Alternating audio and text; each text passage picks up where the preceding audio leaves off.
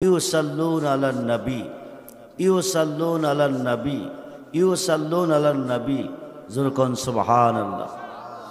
আমি আমার বন্ধুর ওপর দরুদ শরীফ পড়ি আসি, পড়িতেছি, পড়িব।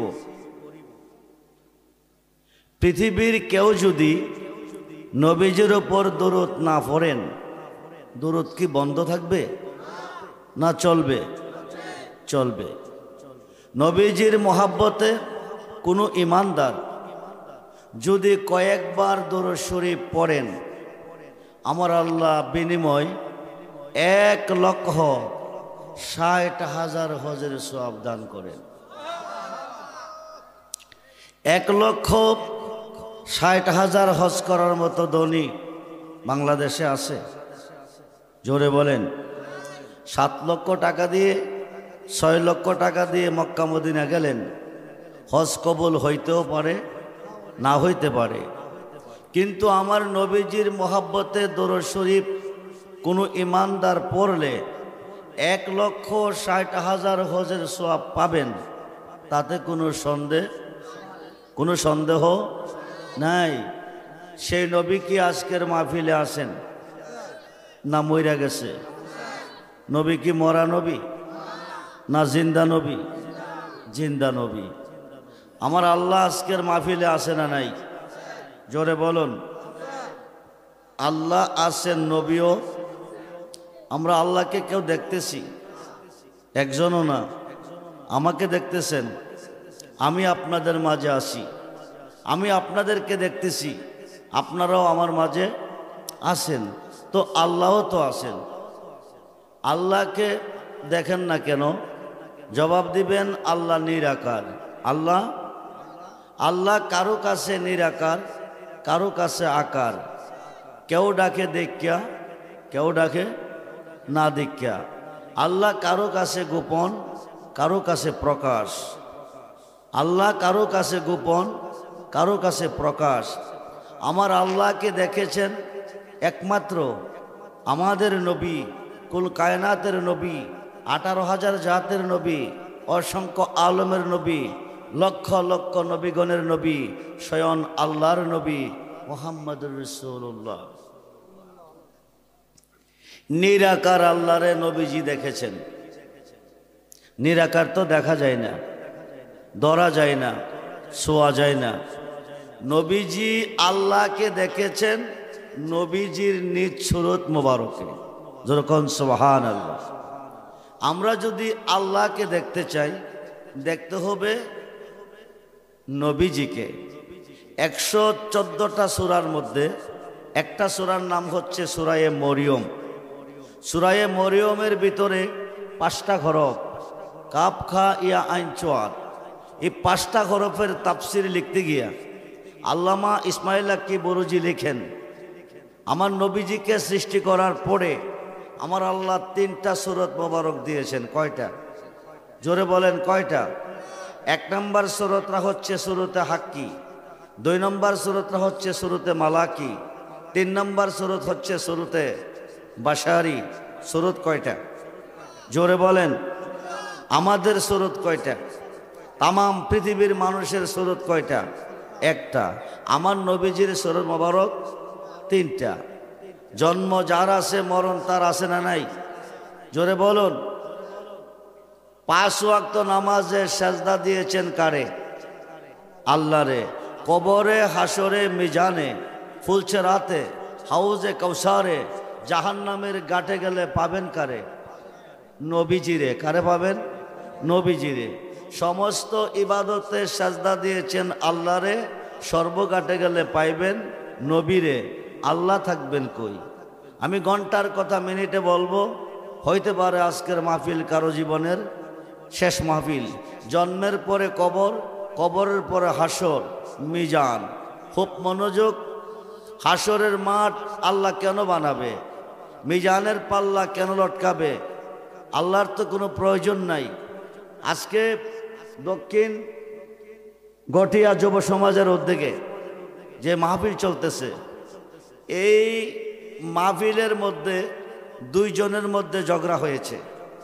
কে দোষী কে গুণী নিম্নকোটের হাকিম ঘটনাস্থলে নাই, দুষ্গুণ দেখে নাই, বিচারের কোর্টে সাক্ষীর প্রয়োজন, ঠিক কিনা বলেন? নিম্নকোটের হাকিম নাই, বিচারের কোর্টে সাক্ষীর প্রয়োজন। হাইকোর্টের হাকিম নাই, বিচারের কোর্টে সাক্ষীর প্রয়োজন। সুপ্রিম কোর্টের হাকিম নাই, বিচারের কোর্টে সাক্ষীর প্রয়োজন। যদি ঘটনাস্থলে হাকিম থাকতো, সাক্ষীর প্রয়োজন হতো না। আমার আল্লাহর তো সাক্ষীর কোনো প্রয়োজন আছে? আল্লাহ অন্তর্যামী, প্রকাশ্যে যা করছেন তাও আল্লাহ দেখছে, গোপনে যা করছেন তাও আল্লাহ দেখছে, প্রকাশ্যে যা খাইছেন তাও আল্লাহ দেখছে, গোপনে যা খাইছেন তাও আল্লাহ দেখছে। পৃথিবীর মুসলমান কয়জন নেকি কয়জন পাপী আল্লাহ জানে কি জানে না? জোরে বলুন, জানে কি জানে না? পৃথিবীর মুসলমান কয়জন বেহেশতি কয়জন দুজখী আল্লাহ জানে কি জানে না? তো ইন্তেকালের পরে বলতে পারেন তোমরা বেহেশতি বেহেশতে যাও, তোমরা দুজখী দুজখে যাও। হাসরের মাঠ আল্লাহ কেন বানাবেন? 50,000 বছর কেন দাঁড়া করে রাখবেন? বর্তমান সূর্যটা চতুর্থ আসমান থেকে তাপ দিচ্ছে। কত নম্বর আসমান? চতুর্থ আসমান থেকে তাপ দিচ্ছে। তার 12টা মুখ আল্লাহ সৃষ্টি করেছে, একটা মুখ খুলে দিয়ে 11টা মুখ বন্ধ রাখছে। ময়দানে মহাশরে সোয়াত উপর নেমে আসবে, 12টা মুখ আল্লাহ খুলে দিবে। মাথার মগজ গলে গলে 70 হাত পৌঁছিনার সাগর হবে, ওই সাগরে মানুষ খাবডুবু খেলবে নিষ্প্রয়োজন। আল্লাহ তো ইন্তেকালের পরে বলতে পারে তোমরা বেহেশতি বেহেশতে যাও, তোমরা দুজখী দুজখে যাও। হাসরের মাঠ কেন বানাবে? মিজানের পাল্লা কেন লটকাবে? একটাই কারণ, নবীজির শান কত যে মহান, যার খাতিরে সাজাইলেন হুদা বিশ্ববাগান। করিবে প্রমাণ ময়দানে মহাশরে, হাসরের ময়দান। আমরা সেই নবী চাই কি চাই না? দুহাত তুলে দেখান, নবী চাই কি চাই না? নারায়ে তাকবীর, নারায়ে রিসালাত, নারায়ে গাউসিয়া, আহলে সুন্নাত ওয়াল জামাত, রেজবিয়া দরবার শরীফ, রেজবিয়া দরবার শরীফ। সবাই বলি মারহাবা, জোরে বলি মারহাবা। জবান খুলে বলুন আল্লাহু আকবার, বলুন ইয়া রাসূলুল্লাহ, বলুন ইয়া ওলি আল্লাহ। সেই নবীকে চিনতে গিয়ে ভুল করাতে 73 দল আলেমের মধ্যে, 73 দল মুসলমানের মধ্যে 72 দল যাবে দুজখে, একটি দল যাবে জান্নাতে। সেই দলটার নাম হচ্ছে আহলে সুন্নাত।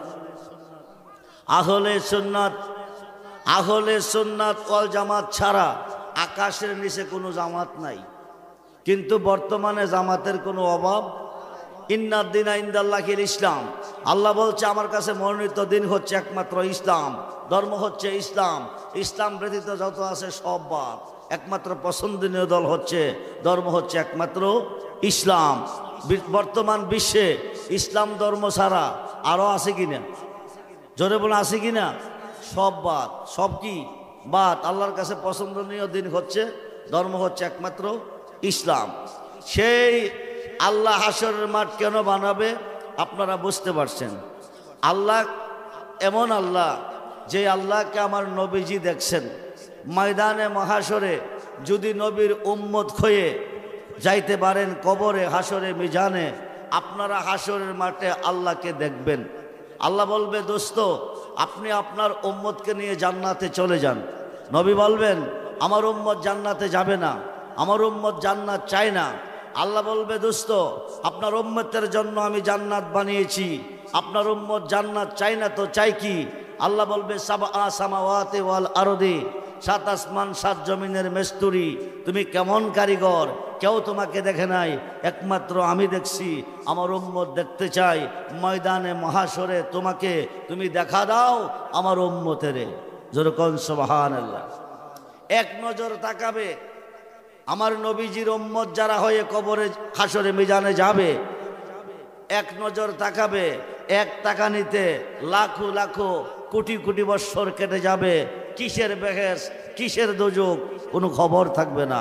যেরকম সুবহানাল্লাহ। আমরা নবীজির উম্মত হয়ে মরতে চাই কি চাই না? জোরে বলুন চাই কি চাই না? উম্মতে মুহাম্মদী 73 দলে বিভক্ত। একটি দল জান্নাতি, 72 দল জাহান্নামী।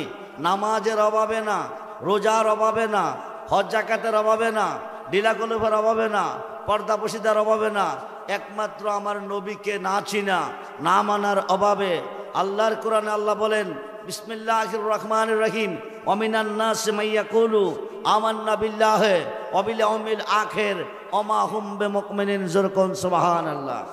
মুসলমান দাবি করে দাড়ি টুপি পাগড়ি পাঞ্জাবি নিয়ে নবীজির পিছনে নামাজ পড়ছেন, রোজা রাখছেন, হজ করছেন, যাকাত দিছেন, দিয়ে বলেন নবী গো আমরা মুসলমান, আমরা মুমিন। নবী বলেন মুখের কথা মানি না, দলিল দেন। কি দেন? আমি আব্দুর রহমান রেজভী দাবি করলাম আজকের এই মাহফিলের মাঠ আমার, এটা আমার দাবি, আমার কি দাবি। সম্মানিত সভাপতি সাহেব আমি মাঠ বিক্রি করব। সভাপতি সাহেব বললেন কত? আমি বললাম 10 লক্ষ। সভাপতি সাহেব বললেন আমি কিনছি। আমি বললাম টাকা দেন।